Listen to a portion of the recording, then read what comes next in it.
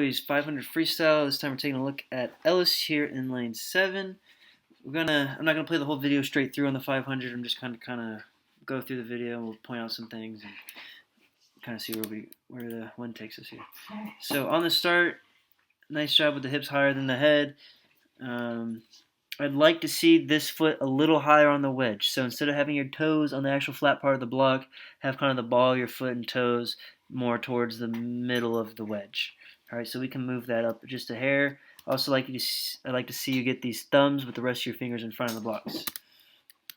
On the actual thing, it's a little bit more of a fall-in, not as much of a jump. I'd really like to see you initiate with this foot. Think about pushing up and out, and this foot is pushing you straight out.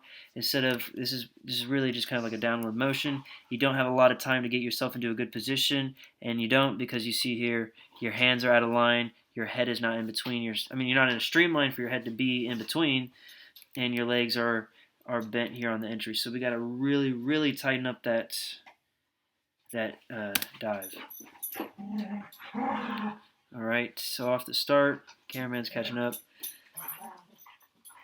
I think one of the biggest things with you, Ellis, is the turns and the start. Some of these turns in here, if I remember correctly, you take a breath in and out of the turn. Just because it's a 500 doesn't mean we need to get so relaxed that we have lazy turns. We still need to attack the turns just as much as we would in any other race. I mean, here we got no kicks off the wall, a big breath coming out. We got to stay disciplined on the turns. You can be aggressive in and out of them just because it's a 500.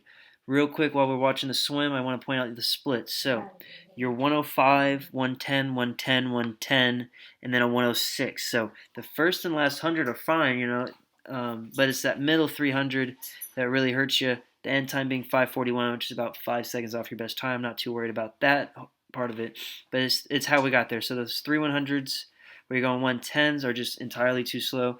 If you're out 105, I'd really like you to see you go 105, 8, 8, 8, and then see what you got on that back half. You can still close on 106, that'd be awesome. Chances are when you're actually pacing a 500 well, you might not have a 106 in you, but you might get like a 107 out of you.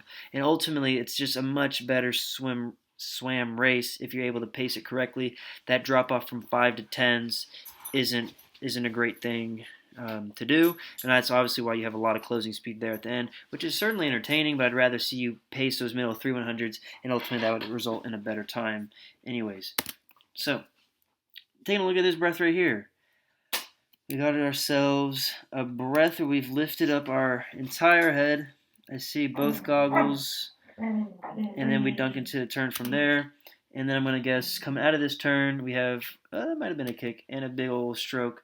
And we're really not in a great position here through that. Look at, yeah, I mean, you're just kind of out of balance there. It's just a whole lazy attempt coming out of it. But we really got to clean up the turns and that start especially.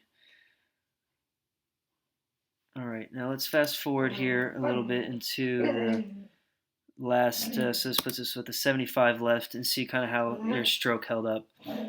So same thing, the breath never went away. You didn't fix that there. So we're looking down here. So with the arms, okay. So that's generally a good spot to be reaching. Yeah, you got nice distance up front. You're obviously a tall guy. I'm assuming you're going to continue to grow a little bit. So if it's good that we have this as our foundation, that we're reaching that far. Oh, another breath into the wall. Oh, Lordy. And a big old, oh, well, so here's another thing is the reason this also looks so off is because you're pulling with the wrong arm to start. So when you're flipping and turning with your left arm down, you need to have your left arm be the first stroke to pull. And you notice here, you're taking this right arm stroke, barely grabbing any water and taking a breath out of it. So really inefficient. We got to pull with the left arm first coming out of the walls. All right, now you're kicking in. You notice the last 50. You're starting to engage the feet a lot, increasing the tempo slightly. Breath into the wall again. Breath out of the turn, pulling with that top arm. All right, just out of frame here. So now notice, let's see where your arms are exiting the water. So we're pulling a nice flick out there with the right arm.